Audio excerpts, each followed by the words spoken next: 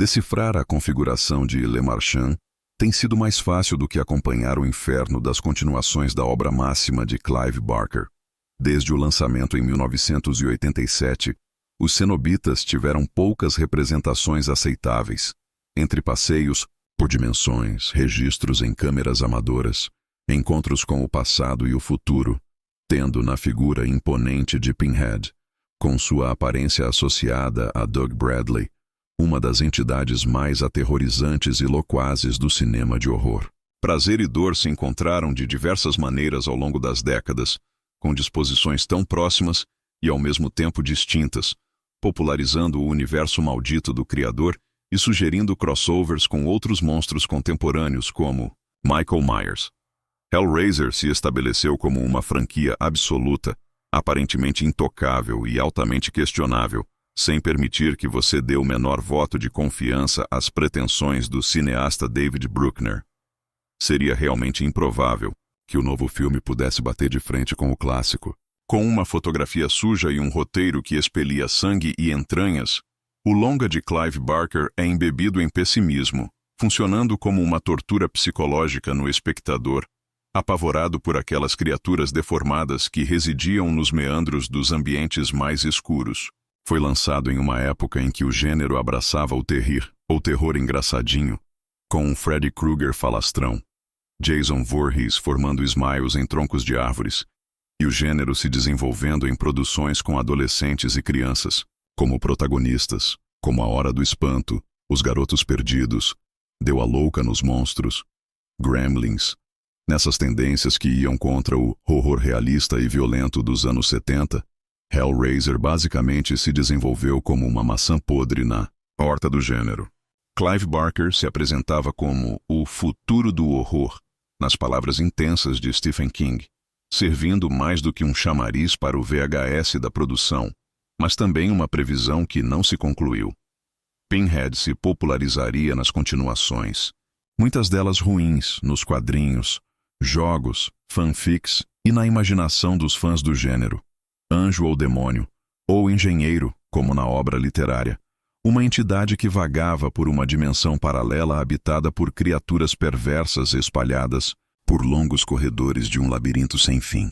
Se Stephen Smith Collins já não teve a aprovação dos fãs de horror em Hellraiser Revelações, na tentativa de um outro ator assumir o personagem, o que se poderia esperar de Jamie Clayton como a líder dos cenobitas? Será que ela conseguiria trazer toda a representatividade desse ser icônico, permitindo os mesmos arrepios que a voz modificada de Bradley fora capaz? É o que pretendo colocar à mesa de discussão. O reboot começa com a advogada Serena Menaker, Rian Abbas, em Belgrado, na Sérvia, adquirindo a terrível caixa de um tal Lawrence Predrag Bielak, a pedido de seu chefe, o bilionário e colecionador de arte Roland Voigt, Goran Visenjik. Em sua mansão em Berkshires, Massachusetts, Voigt induz o garoto de programa Joey, Kit Clark, a tentar decifrar o quebra-cabeça em uma de suas configurações finais, e este é ferido por uma lâmina do artefato, deixando-o em um estado de torpor, até que correntes surgem para dilacerar seu corpo. 6 anos depois, o ex-viciado Trevor Drew Starkey convence sua namorada Riley, Odessa Azion, a invadirem um armazém abandonado de propriedade de um homem rico. Ali, em um cofre, eles encontram a tal caixa, sem conhecimento sobre o que ela é capaz de fazer.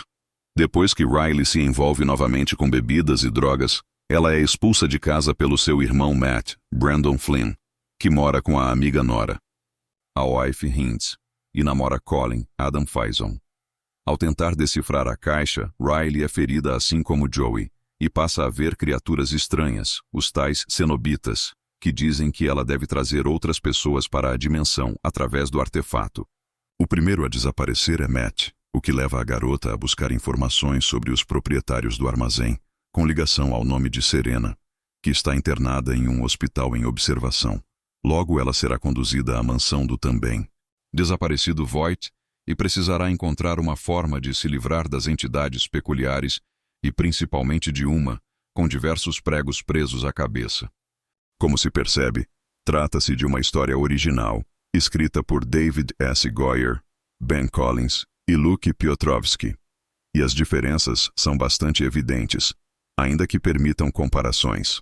A reconstrução física de Frank Cotton, na obra original, foi substituída pela psicológica de Riley. Destruída pelos vícios, sem mesmo entender seus próprios sentimentos, ela é a própria configuração dos lamentos, algo a ser decifrado. Assim, não se pode traçar um paralelo com a heroína Kirsty, mas algo mais próximo de Julia, que seduzia homens para alimentar o renascido do inferno na obra original. Desta vez, a entrega não é tão intencional, mas ocasional, e sua reconstrução se nota pela tortura a qual ela passa a ser submetida na narrativa. Se os cenobitas originais apareciam simplesmente para torturar aqueles que mexessem com a caixa, aqui eles são seres mais físicos, que atravessam o portal e podem ser vistos por qualquer um. Eles circundam a mansão, configurada pelos estudos de Voight, e aguardam pacientemente uma oportunidade de atingir seus objetos de prazer. Desse modo, ainda que seus alcances sejam feitos pelas mudanças na estrutura do local onde a convocação é feita, uma vez atravessado o portal, os serem passam a ser mais tangíveis que os vistos no clássico. Ali, havia uma sensação incômoda de um poderio sobrenatural, de aparições quando você menos espera. Uma vez expostos, eles já não se escondem mais na escuridão dos ambientes. Também são diferentes as próprias concepções dos cenobitas, incluindo Pinhead. Sem roupas pretas, sem o couro, que fazia associação ao sadomasoquismo, as entidades são mais visualmente claras, ainda que repugnantes, com peles esticadas, exposição de órgãos. Também são falantes, não deixando a expressão apenas a líder deles, ampliando o pesadelo de suas vozes macabras. Já a Pinhead, de Jamie Clayton, desperta arrepios pela sua perversidade expressa. Não tem as mesmas falas contundentes do personagem original, mas cria um vínculo interessante com a dimensão demoníaca. Deve ser vista como um ser único, poderoso e absoluto, aberto a negociações, permitindo diálogos, atendendo solicitações e trocas. A tal configuração de Le Marchand, também, merece um parágrafo à parte. Não é simplesmente uma caixa ou um cubo mágico com pequenas movimentações em sua estrutura. A cada estágio da configuração, ela alcança formações diferenciadas, com extremidades e conexões, como um jogo em vários níveis. Voight buscava o estágio final, o contato com entidades ainda mais poderosas, algo além de suas conquistas materiais, a satisfação superando limites. E, assim como a concepção original, ela é sedutora, um enigma atraente e ameaçador. Definitivamente, o novo Hellraiser é um dos bons filmes de horror de 2022. Um reboot grandioso, que deve ser enaltecido pela ótima produção, mas sem o mesmo impacto do original. Pode até ser o pontapé de uma nova visão para a franquia, sem o sangue em profusão, mas com o grafismo, além da sexualidade mais contida. Aqui o prazer é substituído pelo poder, enquanto a dor não deixa transparecer. Uma eternidade de tortura e violência, mas algo findável. Se Bruckner tivesse se apegado ao grotesco para despertar seus cenobitas e fizesse uma produção com uma duração um pouco menor, 2 horas de filme é um exagero para a proposta, o resultado seria mais aprazível. Ainda assim, merece sua disposição como um spin-off do universo de Barker. Víamos esclarecer alguns fatos. Hellraiser, 2022, é uma continuação da saga iniciada com o filme de 1987. A resposta é não. O novo Hellraiser se trata de um remake da saga que começou nos anos 80, com uma nova história e personagens principais. Mas é claro que Pinhead e toda a base da franquia está presente na produção. Como curiosidade, o primeiro Hellraiser foi lançado em 1987 e é baseado numa história do escritor Clive Barker, que também dirigiu este longa de estreia da série. Então, caso você assista ao Hellraiser do Hulu sem saber de nada, não há problema. O enredo será apresentado ao espectador como qualquer filme de introdução.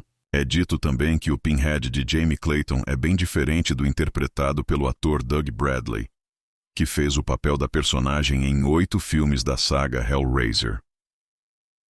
Na trama de 2022, uma jovem que luta contra o vício nas drogas descobre a existência de um quebra-cabeças, no formato de uma caixa, que esconde um terrível segredo. Ao abrir o artefato, a personagem é capaz de invocar criaturas do submundo chamadas de cenobitas, que apresentam uma ameaça brutal à humanidade quando libertas. Os cenobitas, principalmente Pinhead, dominam as vítimas de forma sádica e sobrenatural. Enquanto isso, a protagonista precisa descobrir como a caixa está atrelada ao sumiço de seu irmão. Curta o vídeo e compartilhe. Inscreva-se no canal. Obrigado.